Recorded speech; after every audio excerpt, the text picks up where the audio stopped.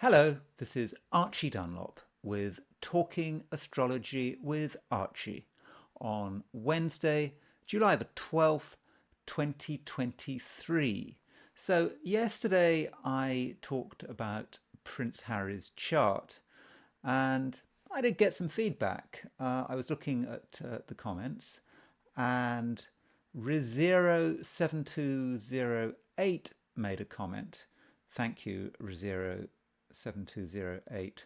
And the comment was as follows. I just discovered your channel. For the most part, I liked it, but this one I thought you were very mean regarding Harry and Meghan. Now, I absolutely understand that because, in society, there seems to be a great split, between those who think that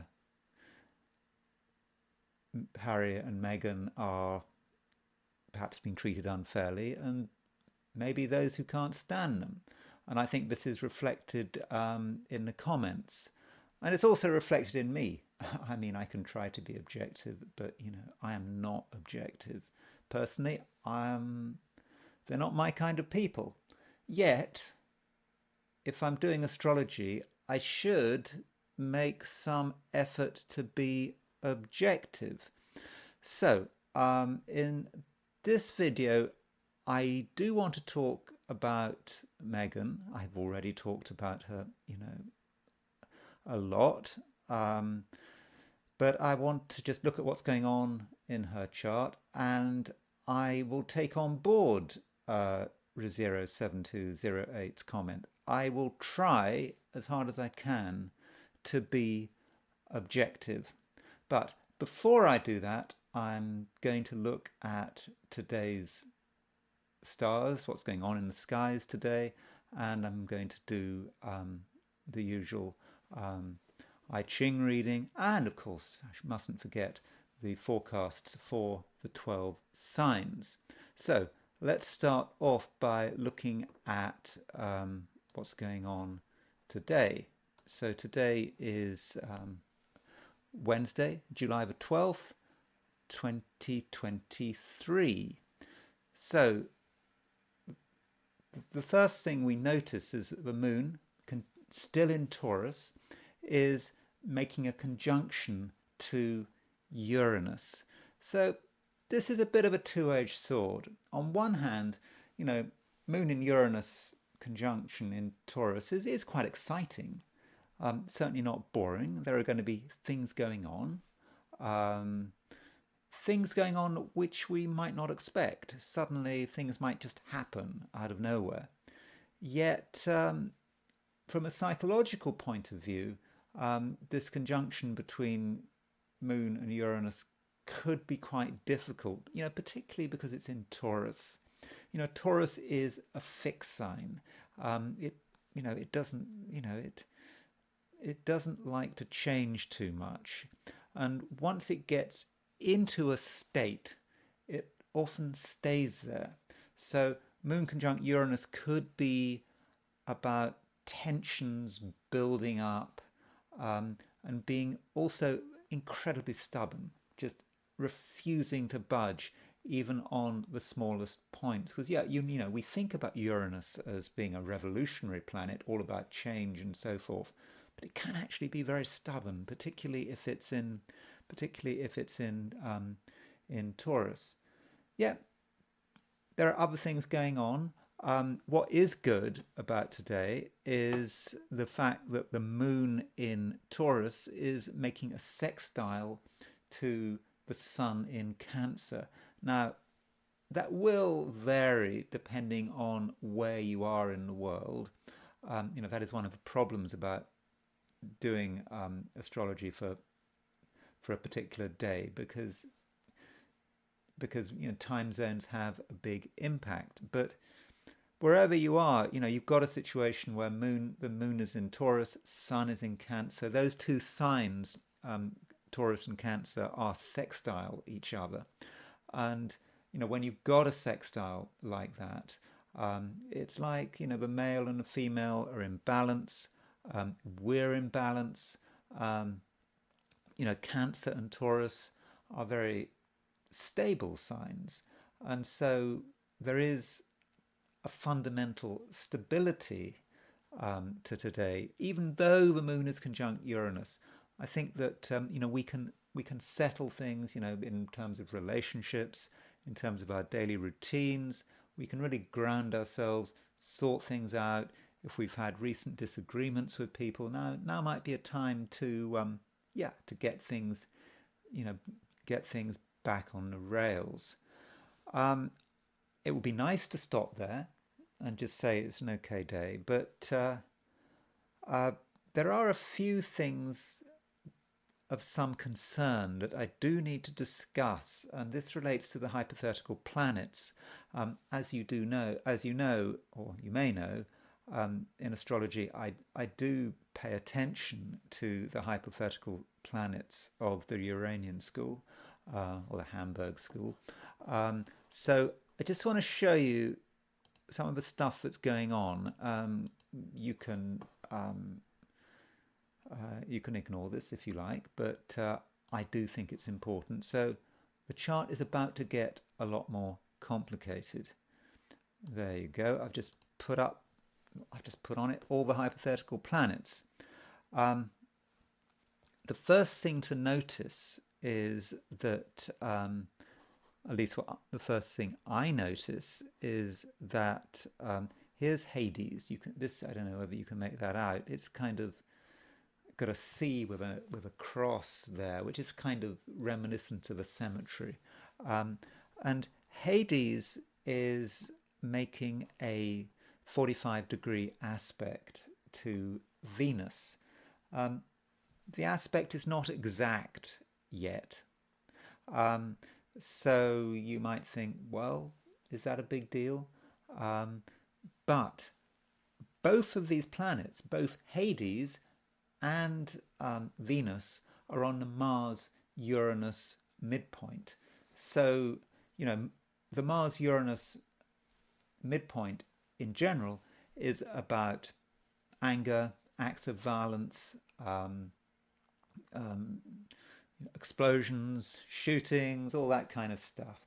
Now, normally nothing much happens. We can always find evidence of some, or suggestions of some heavy event in astrology, but and often nothing happens. But I suppose we have to consider the worst. And yes, there is this the Mars-Uranus midpoint, and Hades is on the Mars-Uranus midpoint.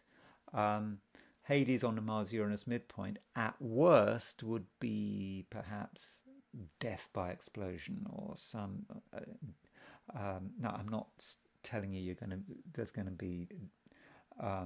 be blown up or anything. That's certainly not what I'm saying. But it's just a general feeling that we're living in an unstable world, and events in the news might remind us of this. So what does Venus mean? Venus comes along, I would argue, and actually acts as a trigger. It doesn't matter whether or not Venus is a planet of love. That's not the issue. In this case, Venus is triggering Hades on the Mars-Uranus midpoint. So when you've got these two, that could be the trigger, and that's today. So just look at what's happening in the news for your part, our part. Just don't do anything stupid. I mean, I always say don't do anything stupid. Of course, you shouldn't do anything stupid all the time, but today you have to be extra careful not to do anything stupid. Mars, Uranus, with Hades and Venus on it, that could be difficult. As far as the specific meaning of Venus, well, Venus might be a universal significator of women, women doing dangerous things, perhaps, women taking huge risks. That is an aspect of it. So certainly consider that. Also, there is this planet this hypothetical planet called Admetos. Um, Admetos was a king in ancient Greece, or sorry, mythical ancient Greece. Um, and he was favored by Apollo, and he didn't want to die. It was time for him to die, but he did a deal, or not a deal. Apollo managed to get him off the hook, and so Admetos, um, you know, um, in the end, how did it work? Someone died for him. So the idea is that if it's your time to die, maybe someone else can die in your place. And as it happened, um, he got his wife to die in his place. Um, I mean, that's not very nice, and he had great regrets about it. Obviously, as one would, as one should. Um, so with Admetos on the Mars-Saturn midpoint, it may feel as if we are delaying the inevitable. Now, I'm not necessarily just, well, I'm not talking about death really, but it may be we recognize that something has come to an end. Something has come to the end of its natural course. It's time for it to die, time for it to go. But we don't want it to go. We're hanging on to it with Admetos on the Mars-Saturn midpoint. Um, it's going to go anyway. It's going to be taken from us. Um, it's just a situation. Perhaps it could be, you know, it's like the party's over. It might be the party. It's 2 in the morning, 3 in the morning. It's been a great party, but how long can you keep this party going for? It's time for the party to end. So consider that when you're looking at what's going on going on today. So that's my view. Oh, there's one other thing. Mercury. You'll see on this, Mercury is conjunct a hypothetical planet called Vulcanus. And Vulcanus is about great power. So if you put Mercury conjunct Vulcanus, people are going to be making really heavy statements, statements of great intent. I'm thinking that the NATO summit in Vilnius is that's the second day today, isn't it? So we could be seeing big statements about what NATO is going to do about Russia, big threats, all that kind of stuff. So I think we can expect that perhaps with Mercury conjunct Vulcanus. Not just about NATO, just about people in general. If people make big, bold statements, how powerful they are, what they're going to do, you can think, well, maybe that's Mercury conjunct Vulcanus. So what I'm going to do now is I'm going to go through my forecast for the 12 signs. Now, what I should say is that I do understand that I talk about the 12 signs a great deal, and you might be thinking, well, the only sign you're interested is your sign. You don't want to hear all the other 12 signs. Well, I'm not quite sure what to do about this. Okay, I could put 12 separate videos or even 12, YouTube shorts for each of the signs. That's one approach. Maybe I'll do that. Another approach is, I have tried to get this video in chapters. So what you might want to do is, if you don't want to hear about other people's signs, you can just skip to your sign and then carry on with the video if you want to carry on with the video. But anyway, that's at the moment what I've done to try to deal with that issue. So here we go. Here are my forecasts for Wednesday, July the 12th, 2023.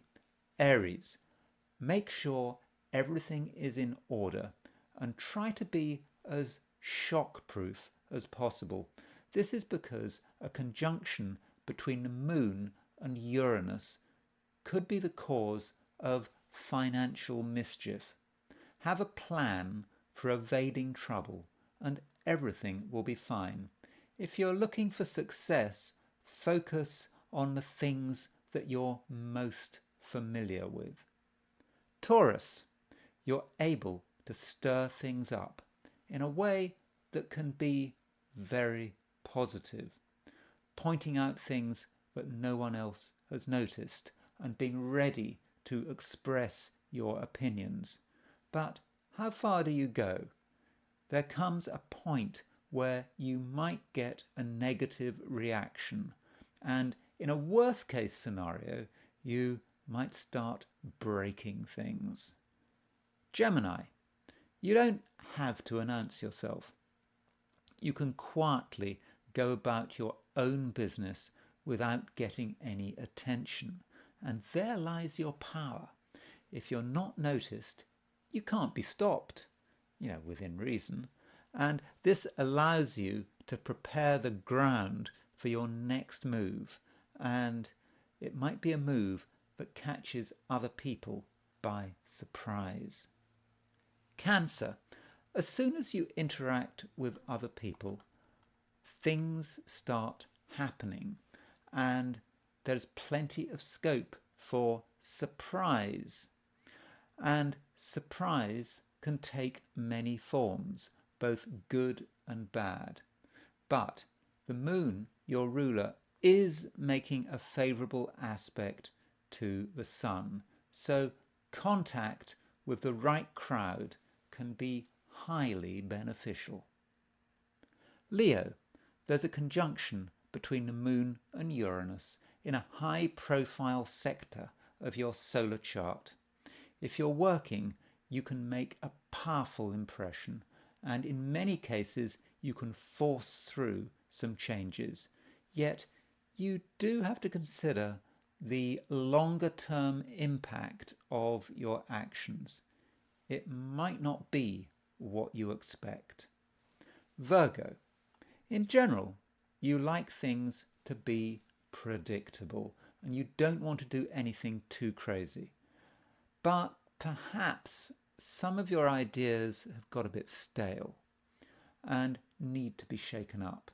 You can see that your current worldview does leave a lot of questions, and you may realize that a few of your opinions need to be radically changed.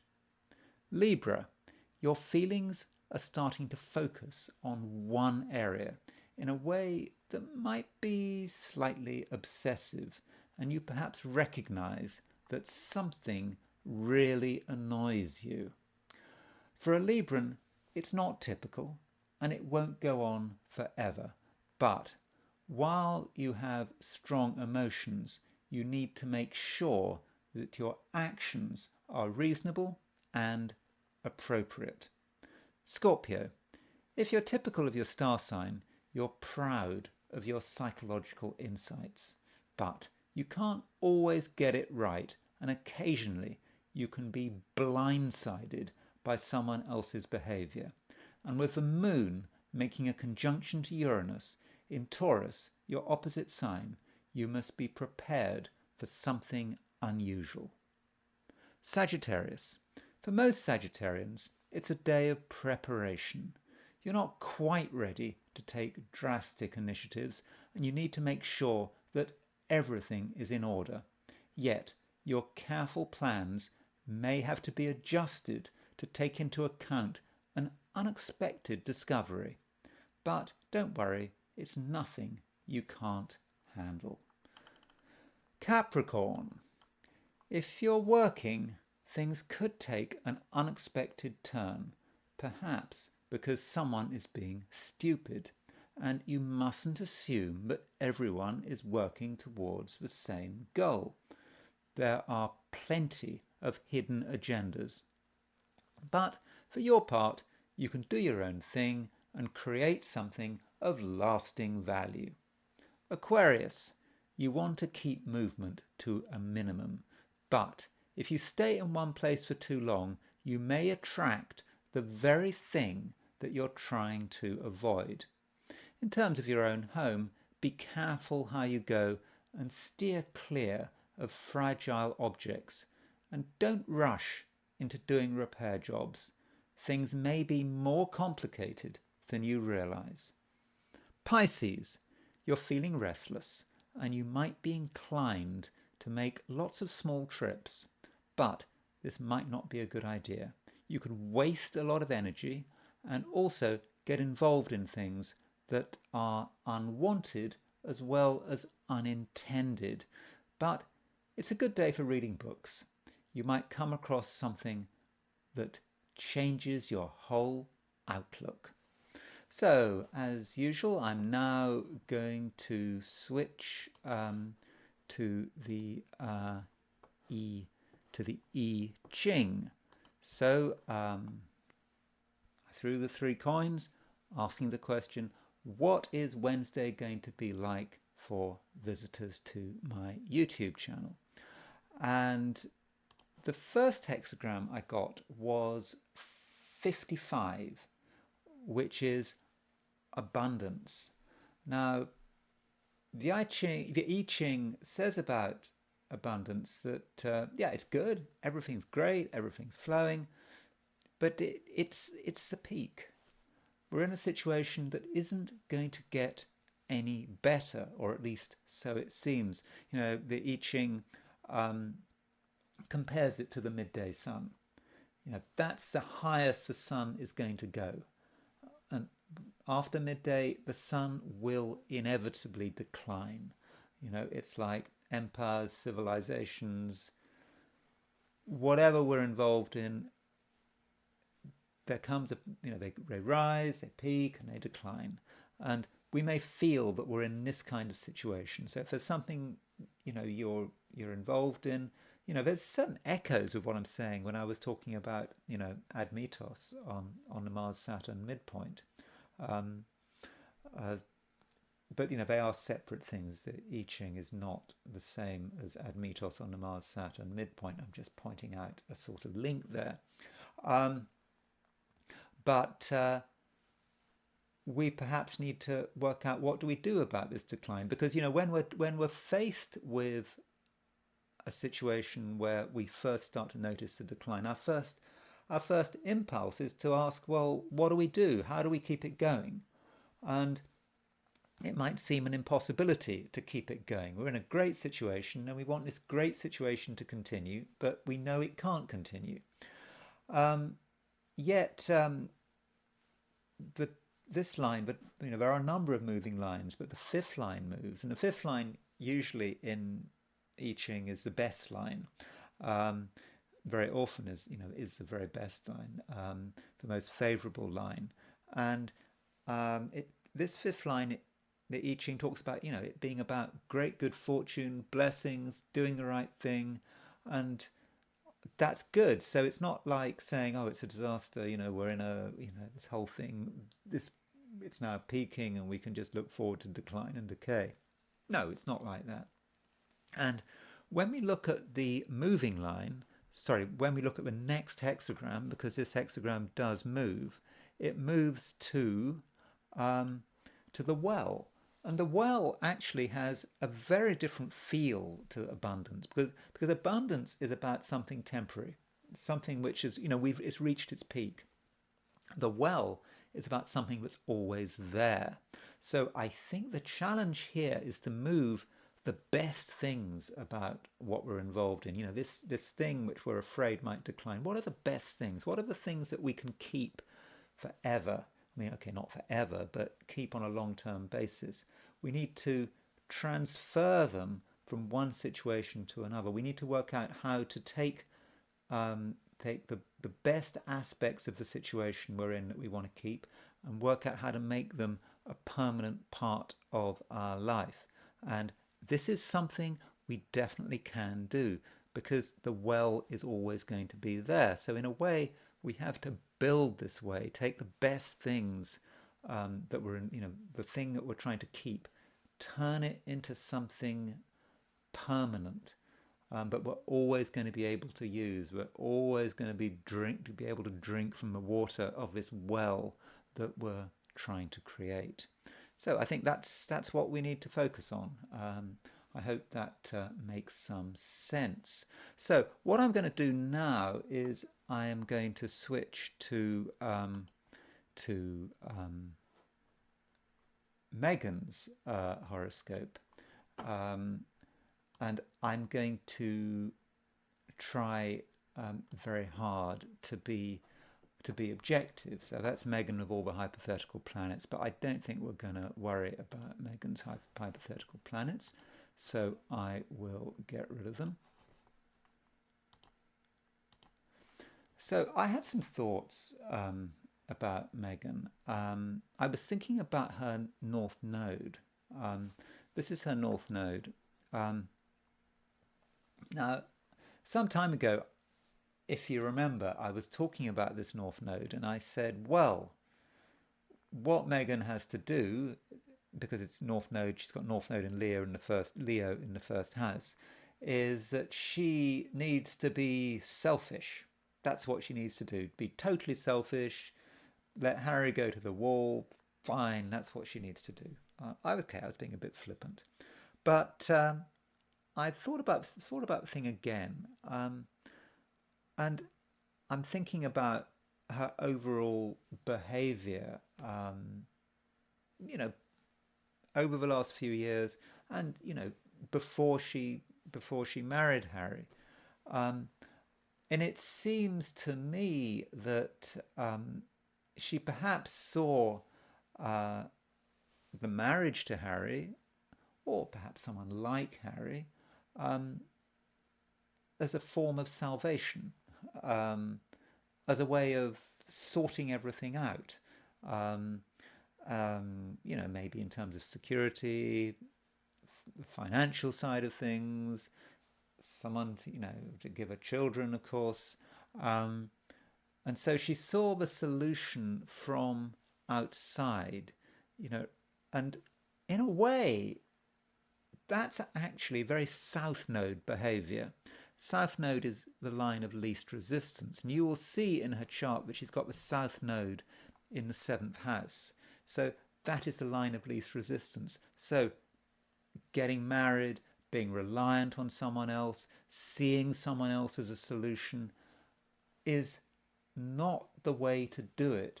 So in fact, her whole approach to finding Harry and was maybe misconstrued. Maybe she wasn't doing the right thing in terms of her karma. She should have been focusing more on herself and how she can be successful in her own right, rather than having to get involved with someone else and use someone else's stories, someone else's influence, someone else's royal titles. Yeah, this is pure 7th house stuff, I think. So, moving to the 1st house is perhaps what she should be doing. The 1st house is about herself. Now, I believe that before she met Harry, she was a budding influencer, perhaps associating herself with a brand. That's a much more 1st house thing to be. She's saying, I'm wonderful. Buy this product, associating herself with a particular product. And Mercury has just gone into Leo. So she's had Mercury at the moment is making a conjunction to her North Node. So maybe she's really starting to think about this, and maybe this is what's going on in her head. So that's certainly one thing going on in her life. As far as other things, I was looking at her secondary progression. So remember, looked at Harry's secondary progressions yesterday. One day after you're born represents the 1st year of life. So if you want to know, she's 42 years old, coming up to her 42nd birthday. So if you go down and you look at her 42nd day of life, that would say something about her 42nd year of life. So if we look at her secondary progressions, what really stands out is the moon. You can see that she's got the secondary progressed moon is at 948 Leo, sorry, 948 Aries, and it's trine Mars at 825 Leo. So 825 Leo. So this has just passed. So I think this, we don't quite know what she's doing because it's all behind the scenes stuff. I think she's keeping quite quiet, but there's something going on. There's a lot of energy there. And when we compare the two charts, we look at her bi-wheel. So I'm putting Meghan in them.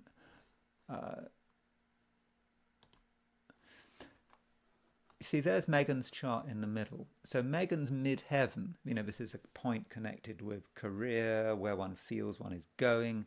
Meghan's midheaven is 11 degrees 48 Aries. And the moon is at 9, the progressed moon is at 948 Aries. So her progressed moon is about to move on to her midheaven at a time when, Mars will take, because moon is a very much faster moving planet than... okay, it's a satellite, but Moon is a faster moving body than Mars. But it's hitting her midheaven. And so Moon on the midheaven is about the public, how she associates with the public, how she projects herself. So I'm thinking that Moon on the midheaven may actually represent a major career opportunity for her. I don't think she's just being passive with Moon, particularly with that progressed Moon. Now, as far as her other things are going on, I like to look at lunar returns and solar returns. A solar return happens once a year. A lunar return happens once a month. And a solar return is when the sun returns to where it was when you were born. Lunar return when the moon returns to a place it was when you were born. And as I've said, I set the returns at the place of birth, not where you are at the time. We can discuss. We can discuss and argue about that, but that's my general view. I'm not saying a return set for where you are at the time doesn't have some value, but I think the place of birth is where the real fated stuff does happen. So, what about the lunar return? So let's just look at her lunar return. So this lunar return,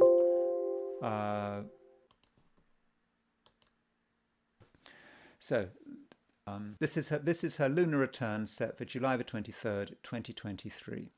And so what I find really interesting about this lunar return is Saturn. Saturn is exactly or very close on the 7th house cusp. Now, we know that there may, or we have heard that there may be issues between Meghan and Harry, that they may not be getting on as well as they would like to be getting on. And so with that Saturn on the 7th,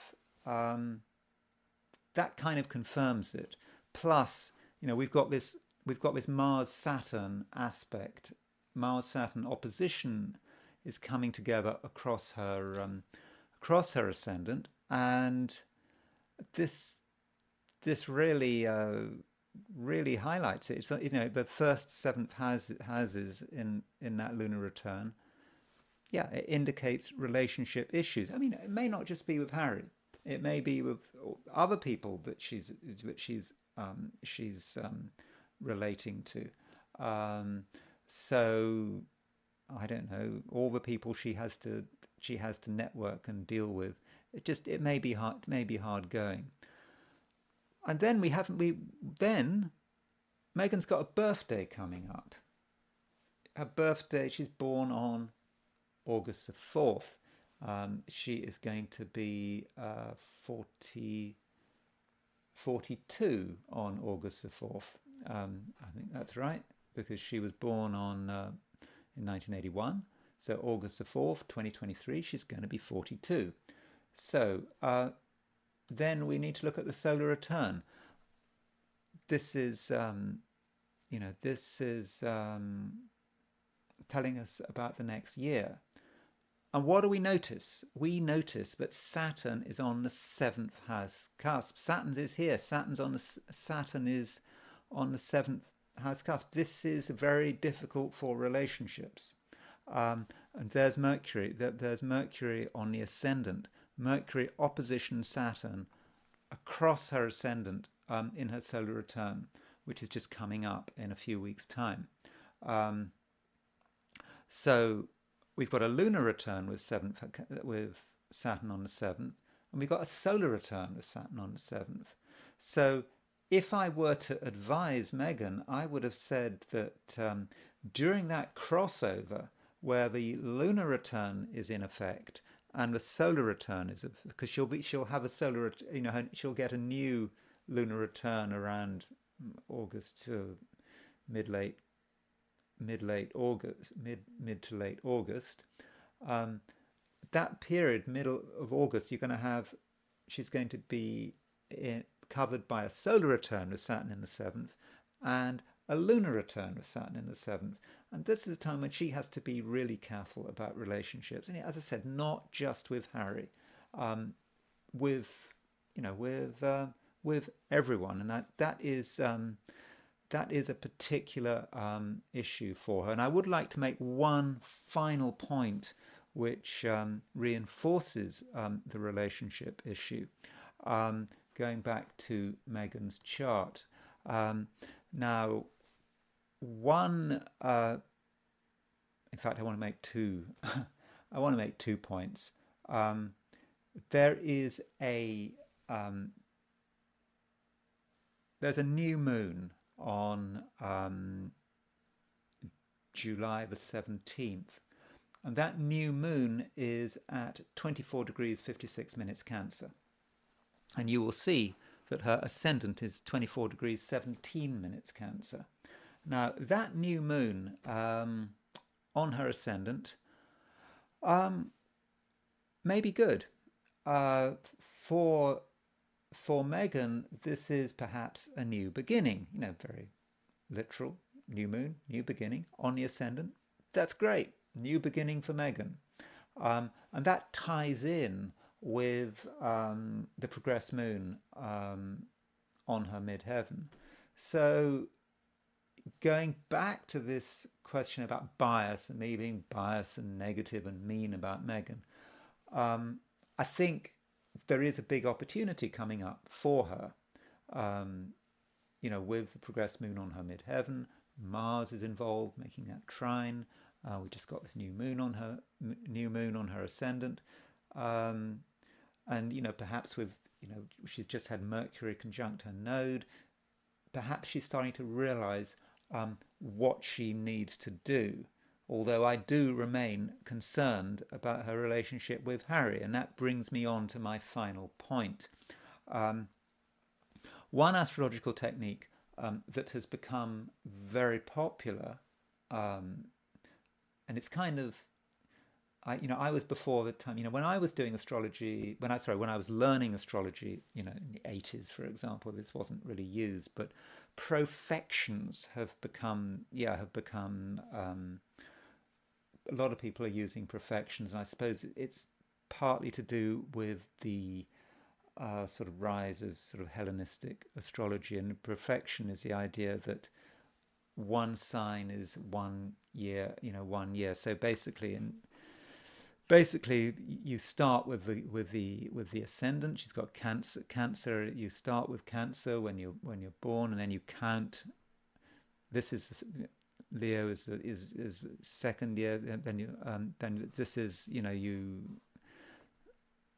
go. So this would be so when she's at a multiple of 36. So when she was 36, because it repeats every 12 years, perfection. If you go through all the signs, and there are 12 signs, so you go through all of the 12 signs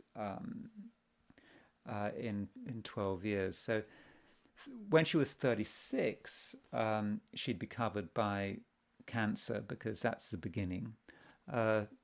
Likewise, Cancer would have covered her when she was 12 years before that, when she was 24. Before that is 12, and before that is 0. That's the birth. The first year of birth would have been covered by Cancer.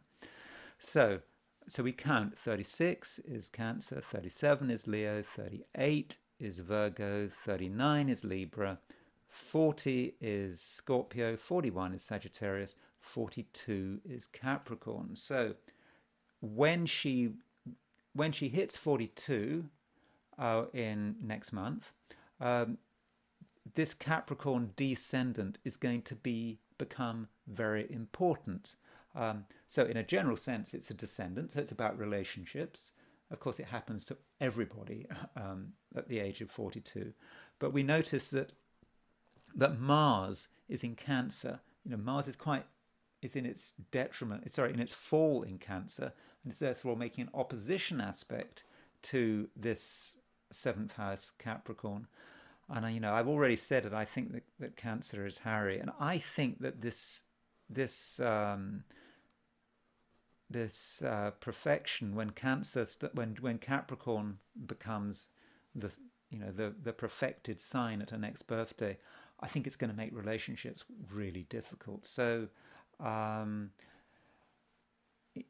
I think looking at the solar return, looking at the perfection, I think her relationship with Harry is, I think this is evidence that all of the critics of Meghan, everyone's wanting to do her down and all this kind of stuff. Yeah, they may have a point. This relationship Meghan needs to pay a lot of attention, because I think it's coming up with astrology, and the Saturn on the 7th house cusp in her solar return. This it kind of fits. It confirms it. So yeah, she needs to watch that. But in terms of her career, people are writing her off. I don't think we can write her off at all. In her. I'm not looking at her Vedic chart now, but her Vedic chart had a big shift in 2015. I think it's 2015, and it's still there, and I think it's probably overall continues to be favorable. So yeah, I'm trying to address the accusation perhaps that I'm sometimes mean to Meghan. I think things might be looking very good for Meghan in a career sense, if she does the right thing, and if she understands her North Node, and if she understands her destiny is not about following another person, relying on another person. If she takes full control and stops thinking about another person sorting everything out for her, then I think things can work very well for her. But quite how that leaves Harry, I don't know. Anyway, that's all I'm going to say for today, and I will talk to you tomorrow.